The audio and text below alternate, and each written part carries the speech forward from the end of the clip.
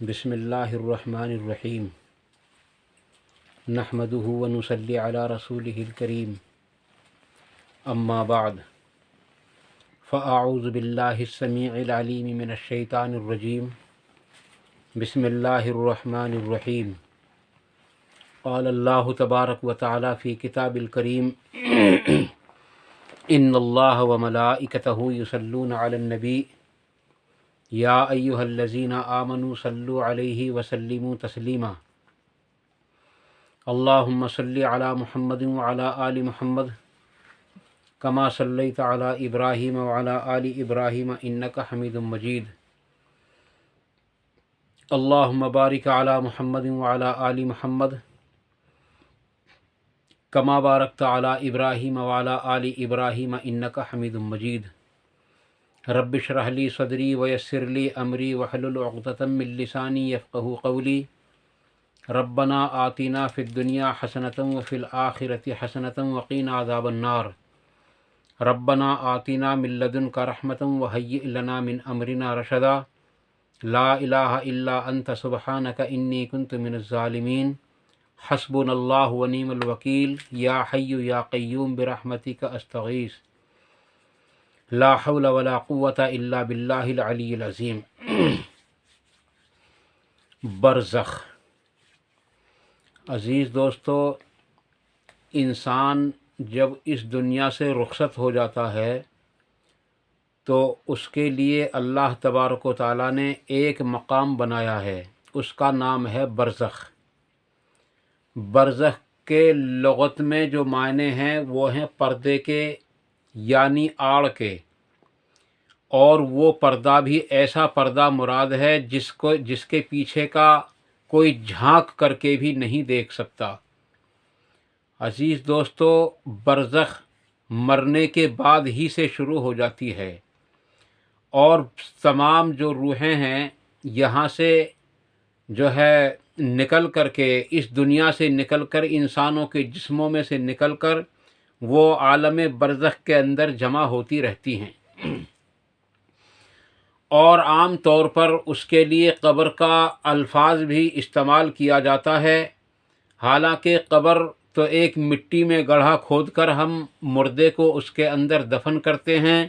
اس کے رہنے کی جگہ وہ نہیں ہے، بلکہ اس کے رہنے کی جگہ کوئی اور ہے جس کو برزخ کہا جاتا ہے۔ اسی طریقے سے اور بھی بہت ساری چیزیں ایسی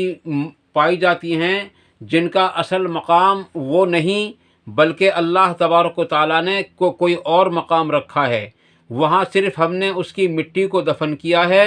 اور مٹی جہاں دفن ہو اس کا عذاب اور اس کا ثواب سے کوئی تعلق نہیں ہوتا، کیونکہ اس کے عذاب اور اس کی فضیلت یا ثواب جو ہے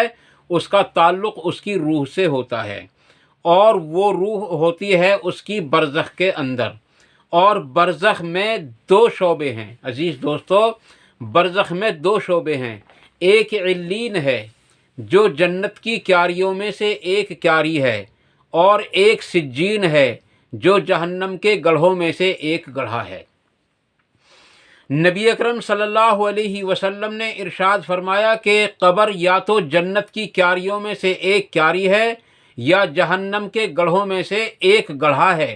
عزیز دوستو، واضح رہے کہ قبر جو ہے نیک لوگوں کے لیے جو ایمان والے ہیں، اور وہ جنہوں نے اعمال صالح کیے یعنی نیک عمل کیے، تو ان لوگوں کے لیے قبر جو ہے وہ ہے جنت کی کیاریوں میں سے ایک کیاری۔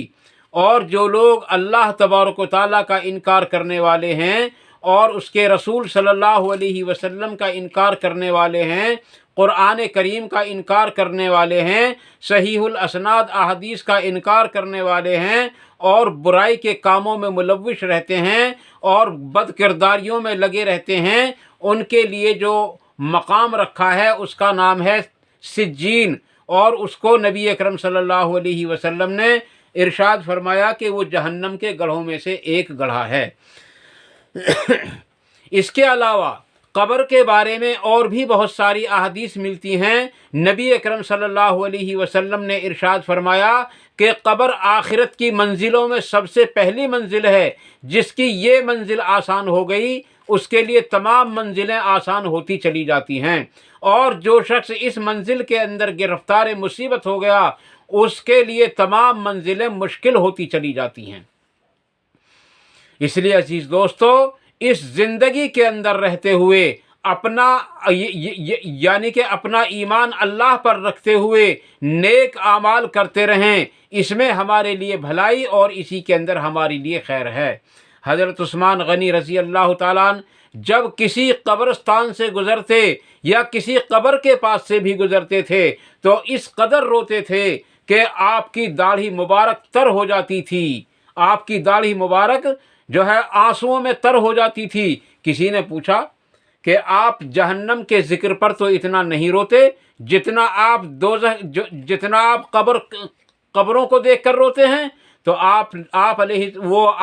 آپ رضی اللہ عنہ نے فرمایا کہ میں نے نبی اکرم صلی اللہ علیہ وسلم سے سنا ہے کہ قبر آخرت کی منزلوں میں سب سے پہلی منزل ہے. جس کے لیے یہ منزل آسان ہو گئی اس کے لیے تمام منزلیں آسان ہوتی چلی جاتی ہیں، اور جو شخص اس منزل میں گرفتار مصیبت ہو گیا اس کے لیے تمام تر منزلیں مشکل ہوتی چلی جاتی ہیں. اس لیے نبی اکرم صلی اللہ علیہ وسلم نے ایک موقع پر ارشاد فرمایا کہ میں نے تم لوگوں کو قبرستان جانے سے پہلے منع کیا تھا کہ تم قبرستان نہ جایا کرو، البتہ اب میں تم لوگوں کو حکم دیتا ہوں کہ تم قبرستان جایا کرو، کیونکہ قبرستان جانے سے قبروں کو دیکھ کر دنیا سے بے رغبتی اور آخرت کا خوف پیدا ہوتا ہے. عزیز دوستو، مگر سوال یہ اٹھتا ہے کہ آج جتنے لوگ قبرستان کے اندر جاتے ہیں وہاں یکسوئی دیکھ کر، وہاں تنہائی دیکھ کر، وہاں سٹے کا کام چلتا ہے، وہاں جوئے کا کام چلتا ہے، وہاں شراب نوشی کا کام چلتا ہے، وہاں زنا کا کام چلتا ہے. اور یہ جتنے لوگ بڑے بڑے مزاروں پر جاتے ہیں، اونچے اونچے درجے کے مزارات پر جاتے ہیں جہاں قوالیاں ہوتی ہیں، جہاں ناچ گانے ہوتے ہیں، وہاں ایمان کے ڈکیت بھی وہاں بیٹھے ہوئے ہیں اور جیب بھی وہاں کٹتی ہیں. ایسی جگہ جانے سے کیا فائدہ ہے؟ عزیز دوستو، نبی اکرم صلی اللہ علیہ وسلم نے اپنی قبر کے بارے میں بھی ارشاد فرمایا کہ تم جہاں سے چاہو اور زمین کے جس حصے پہ سے چاہو مجھ پر درود پڑھو، فرشتے اس کام پر مامور ہیں کہ وہ مجھ تک تمہارا درود لا کر مجھ پر پیش کر دیں گے. عزیز دوستو، پتہ یہ چلا نبی اکرم صلی اللہ علیہ وسلم نے جن 3 سفر کے لیے اجازت دی ہے زیارت کے طور پر، ان میں آپ صلی اللہ علیہ وسلم نے اپنی قبر کو بھی شامل نہیں کیا. ہاں، البتہ اپنی مسجد کو آپ صلی اللہ علیہ وسلم نے اس میں شامل کیا ہے. ایک سفر خانہ کعبے کی زیارت کے لیے، اس میں اللہ تبارک و تعالیٰ نے ثواب رکھا ہے. ایک سفر مسجد نبوی کی زیارت کرنے کے لیے، اس میں بھی اللہ تبارک و تعالیٰ نے ثواب رکھا ہے. اور ایک سفر بیت المقدس کی زیارت کرنے کے لیے، اس میں بھی اللہ تبارک و تعالیٰ نے بہت بڑا اور زبردست ثواب رکھا ہے. اس کے علاوہ جتنے سفر ہیں زیارت کے اعتبار سے وہ تمام کے تمام سفر باطل ہیں، چاہے وہ اجمیر کا ہو، چاہے وہ کہیں کا ہو، چاہے وہ کہیں کا ہو. عزیز دوستو، قبر کا یعنی کہ قبروں پر سے جو شرک پھیلتا ہے وہ بہت ہی بھیانک شرک پھیلتا ہے. آج ہمارا جو مقصد قبروں کے پاس جانے کا اور قبرستان جانے کا مقصد کچھ اور ہے، اور نبی اکرم صلی اللہ علیہ وسلم کا جو قبرستان بھیجنے کا مقصد تھا وہ کچھ اور ہے. آپ صلی اللہ علیہ وسلم کا مقصد تھا کہ اگر یہ لوگ قبرستان جائیں گے تو دنیا سے بے رغبتی ہوگی اور آخرت کی فکر پیدا ہوگی. لیکن افسوس کی بات یہ ہے کہ آج جتنے لوگ قبرستان جاتے ہیں وہ ان صاحب قبر سے دعائیں مانگتے ہیں، بجائے ان کے لیے مغفرت کی دعا کرنے کے خود انہی سے دعائیں مانگتے ہیں. اور عزیز دوستو، بجائے اس کے کہ وہ آخرت کا خوف پیدا کریں، بلکہ بالکل آخرت سے بے نیاز ہو کر کھلم کھلا زنا کے اڈے کھلے ہوئے ہیں، کھلم کھلا جیب کترنے کے اڈے کھلے ہوئے ہیں، اور کھلم کھلا عزیز دوستو ایمان لوٹا جا رہا ہے وہاں۔ عزیز دوستو، ایسی جگہوں سے بچنا ہمارے لیے نہایت ہی ضروری ہے۔ نبی اکرم صلی اللہ علیہ وسلم نے قبر کے بارے میں، یعنی آپ صلی اللہ علیہ وسلم سے قبر کے بارے میں بہت ساری احادیث وارد ہیں، اور آپ صلی اللہ علیہ وسلم سے بے شمار احادیث نقل کی گئی ہیں۔ یہاں تک کہ نبی اکرم صلی اللہ علیہ وسلم ایک مرتبہ کسی انصاری صحابی کے جنازے میں تشریف لے جا رہے تھے۔ لکھتے ہیں کہ آپ صلی اللہ علیہ وسلم جب قبرستان پہنچے تو وہاں قبرستان یعنی قبر کی تیاری میں کچھ دیر تھی، تمام لوگ بیٹھ گئے، آپ صلی اللہ علیہ وسلم بھی بیٹھ گئے، اور صحابہ کرام کہتے ہیں کہ ہم آپ کے چاروں طرف بیٹھے ہوئے تھے، اور آپ صلی اللہ علیہ وسلم کے ہاتھ میں ایک لکڑی تھی جس سے آپ زمین کورید رہے تھے، جیسا کہ کوئی غمگین آدمی کیا کرتا ہے۔ بالکل جب آدمی غم سے نڈھال ہو جاتا ہے تو کہیں زمین پر بیٹھ جاتا ہے تو وہ زمین کو کوریدنا شروع کر دیتا ہے۔ نبی اکرم صلی اللہ علیہ وسلم زمین کو کورید رہے تھے، اور صحابہ کرام کہتے ہیں کہ ہم آپ کے چاروں طرف بالکل ساکت، بالکل خاموش بیٹھے ہوئے تھے، گویا کہ ہمارے سروں کے اوپر پرندے بیٹھے ہوئے ہیں کہ اگر ہم نے ذرا بھی حرکت کی تو وہ اڑ جائیں گے، تو ہم حرکت نہیں کر رہے تھے۔ آپ صلی اللہ علیہ وسلم نے زمین کوریدتے اچانک اپنا سر مبارک اوپر اٹھایا، اور آپ صلی اللہ علیہ وسلم نے ارشاد فرمایا، لوگو قبر کے عذاب سے پناہ مانگو، لوگو قبر کے عذاب سے پناہ مانگو، لوگو عذاب قبر سے پناہ مانگو۔ اللہ کے نبی صلی اللہ علیہ وسلم نے صحابہ کرام کو ترغیب دلائی، اور عذاب قبر سے پناہ مانگنے کی جو ہے آپ صلی اللہ علیہ وسلم نے اس پر بہت زور دیا، اور صحابہ کرام ہی کو نہیں بلکہ آپ صلی اللہ علیہ وسلم سلام نہیں پھیرتے تھے کسی بھی نماز کا اس وقت تک جب تک 4 چیزوں سے آپ پناہ نہیں مانگ لیتے تھے، جن میں سے سب سے پہلی چیز اللہم انی اعوذ بک من عذاب القبر، یعنی سب سے پہلی چیز قبر کے عذاب سے پناہ مانگتا ہوں۔ دوسرے آپ فرماتے وَأَعُوذُ بِكَ مِنْ عَذَابِ جہنم، اے اللہ میں جہنم کے عذاب سے بھی تیری پناہ مانگتا ہوں۔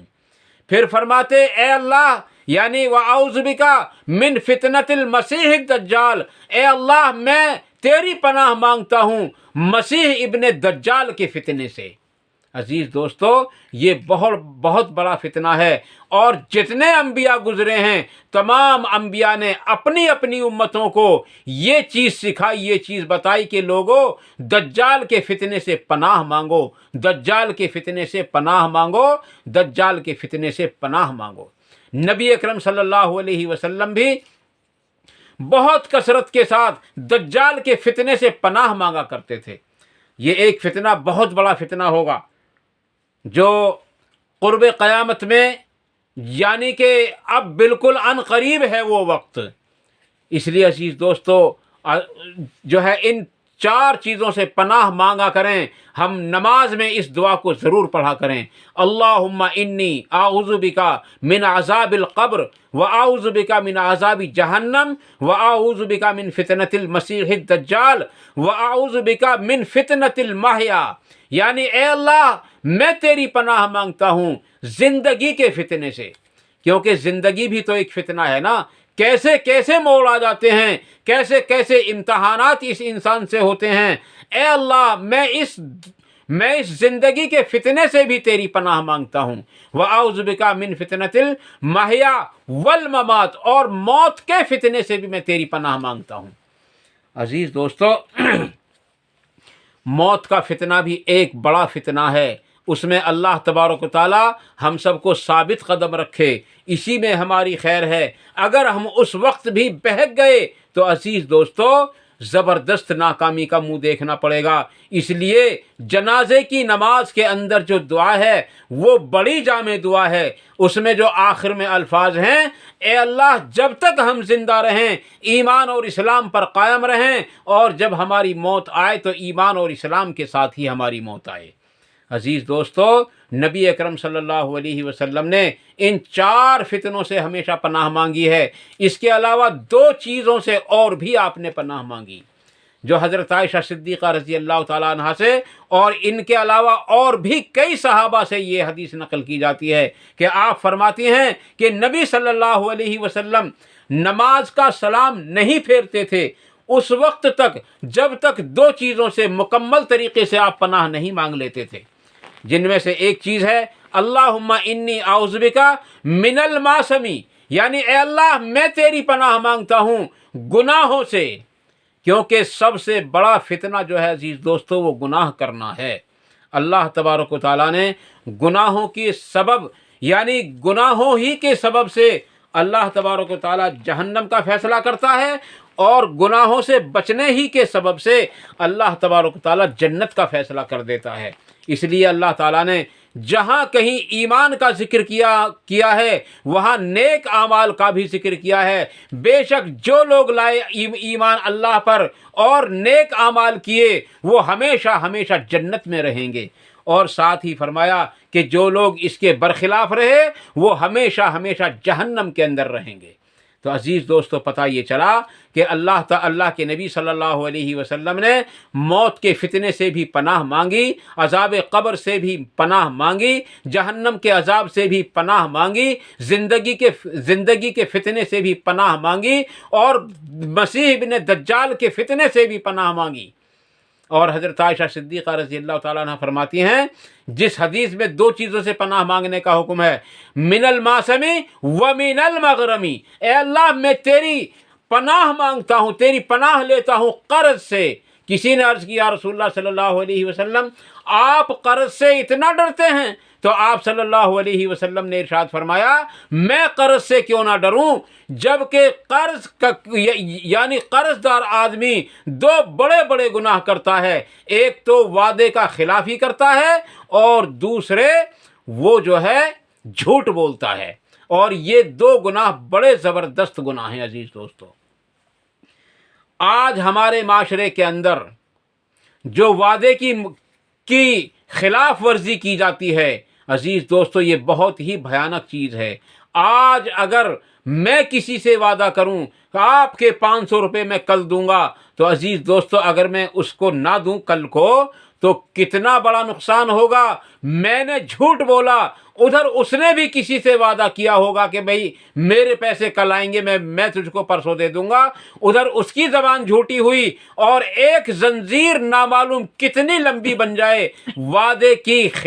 کی خلاف ورزی کرنے والوں کی، ایک آدمی کے وعدہ خلافی کرنے کی وجہ سے۔ اس لیے عزیز دوستو وعدے کو پورا کریں، خصوصاً ان وعدوں کو جن میں کسی کا قرض ادا کرنے والی بات ہو، یا کسی کا ایسا کام ہو کہ اگر اس کا وہ کام وقت پر نہ ہوا تو اس کا زبردست نقصان ہو جائے گا۔ اس لیے عزیز دوستو وعدے کو پورا کریں اور قرض سے اللہ تبارک تعالیٰ کی پناہ مانگیں۔ اللہ کی قسم نبی اکرم صلی اللہ علیہ وسلم قرض دار کے جنازے کی نماز نہیں پڑھایا کرتے تھے، اور آپ صلی اللہ علیہ وسلم خودکشی کرنے والے کی جنازے کی نماز نہیں پڑھاتے تھے، اور آپ صلی اللہ علیہ وسلم اس عورت کا جنازہ جس کا شوہر اس سے ناراض ہو اس کے جنازے کی نماز نہیں پڑھاتے تھے۔ اور جب آپ پر فتوحات آنے لگیں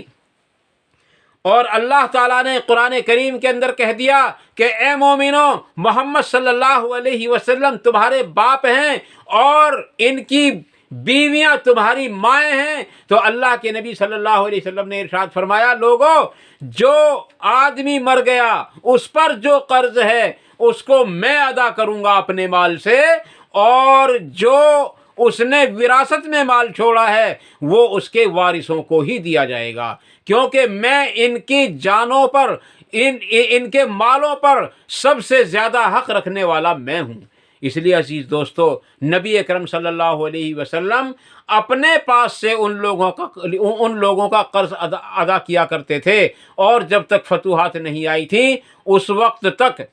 آپ صلی اللہ علیہ وسلم نماز نہیں پڑھاتے تھے۔ اس وقت تک یا تو اس کا قرض کوئی ادا کر دے یا پھر اس کی کوئی ذمہ داری لے لے کہ میں اس کا قرض ادا کروں گا۔ اور اس کے بعد آپ صلی اللہ علیہ وسلم نماز پڑھاتے، اور اگر ایسا نہ ہوتا تو آپ صحابہ کرام کو فرماتے کہ میں تم سے منع نہیں کرتا کہ تم بلکہ تم اس کے جنازے کی نماز پڑھو۔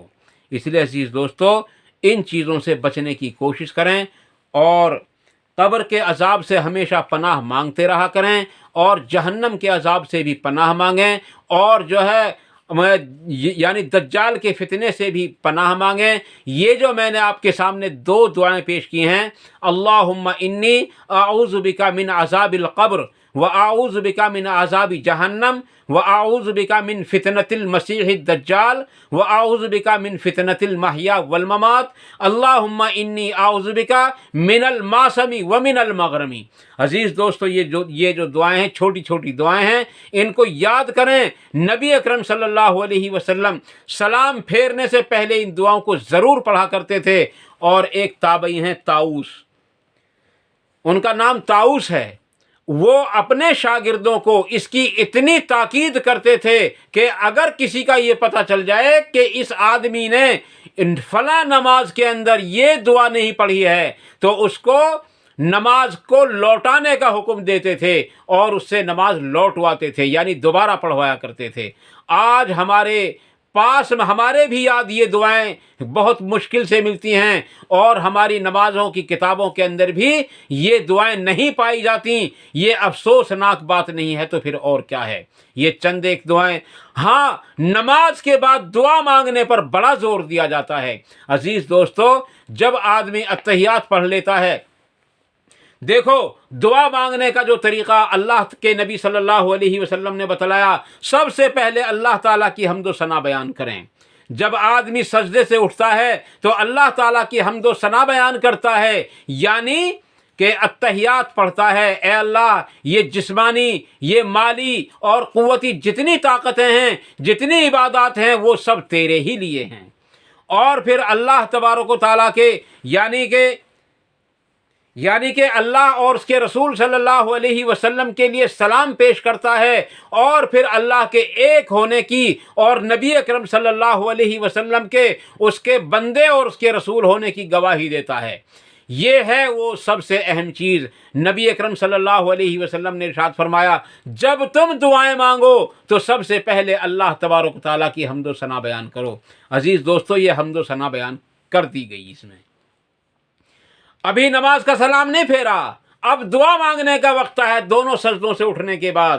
قعدہ اخیر میں بیٹھے ہیں اور اللہ تعالیٰ کی حمد و ثنا بیان کی۔ اس کے بعد آپ صلی اللہ علیہ وسلم نے فرمایا کہ اللہ کی حمد و ثنا بیان کرنے کے بعد مجھ پر درود پڑھیں، کیونکہ جس دعا کی ابتدا درود شریف سے ہوتی ہے وہ دعا ضرور قبول ہوتی ہے۔ اللہ تبارک و تعالیٰ نے درود شریف کے بارے میں یعنی ارشاد فرمایا، اے لوگو، اللہ اور اس کے فرشتے محمد صلی اللہ علیہ وسلم پر درود بھیجتے ہیں، اور پھر فرمایا کہ اے ایمان والو، تم بھی محمد صلی اللہ علیہ وسلم پر درود بھیجا کرو۔ عزیز دوستو، درود پڑھنا ایک ایسی عبادت ہے کہ اللہ تبارک تعالیٰ نے کسی عبادت کرنے والے کے ساتھ یہ نہیں کہا کہ بھی نماز میں بھی پڑھوں گا، روزہ میں بھی رکھوں گا، بلکہ یہ یوں تو فرمایا کہ نماز سب سے اہم چیز ہے، روزہ خاص میرے لیے ہے، اور روزے دار کے منہ کی بو میرے نزدیک مشک کی خوشبو سے زیادہ بہتر ہے۔ لیکن عزیز دوستو، اس کے یعنی درود کے بارے میں فرمایا کہ یہ درود میں بھی پڑھتا ہوں اپنے نبی پر، یعنی درود یعنی آپ صلی اللہ علیہ وسلم پر رحمت ہے، میں خود بھی بھیجتا ہوں، اور اے ایمان والو، تم بھی مجھ سے دعا کرو کہ اللہ تعالیٰ ان پر درود و سلام بھیجے۔ ان اللہ و ملائکتہ یصلون علی النبی یا ایھا الذین آمنوا صلوا علیہ وسلموا تسلیما۔